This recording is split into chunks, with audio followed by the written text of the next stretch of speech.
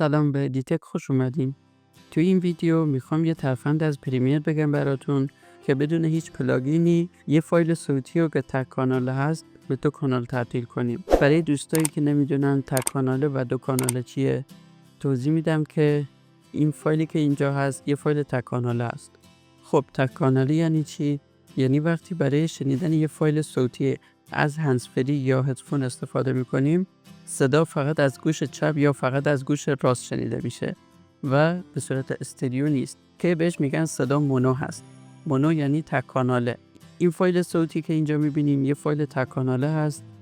خب من اینو پخش میکنم که بشنوین. حالا اگه از هندزفری استفاده میکنین اینجا هم مشخصه، نگاه کنین. توی قسمت آر امواج صدا مشخصه، توی قسمت L یا لفت هیچ موج صدایی نداریم و فقط صدا از گوش سمت راست شنیده میشه.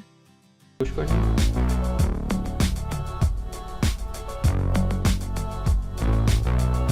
حالا چجوری این فایل تک کاناله رو بدون استفاده از هیچ پلاگین اضافی به 2 کاناله تبدیل کنیم؟ با ما همراه باشین تا براتون بگم. خب قبل از اینکه این ترفند رو براتون بگم، لطفاً لایک و کامنت فراموش نشه و کانال رو حتما سابسکرایب کنین و زنگوله رو بزنین. برای 2 کانال کردن این فایل مونو یا تک کاناله، ابتدا فایل صوتی رو داخل تایملاین میکشیم.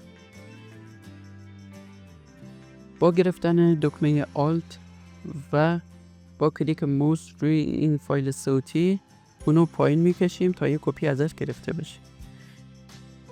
حالا میریم داخل پنجره افکت و اینجا تایپ میکنیم SWA. خودش اینجا سواب چنلز رو میاره. اینو میکشیم و روی یکی از این فایل‌های صوتی رها میکنیم که فرقی نداره چون هر دو کپی هستن.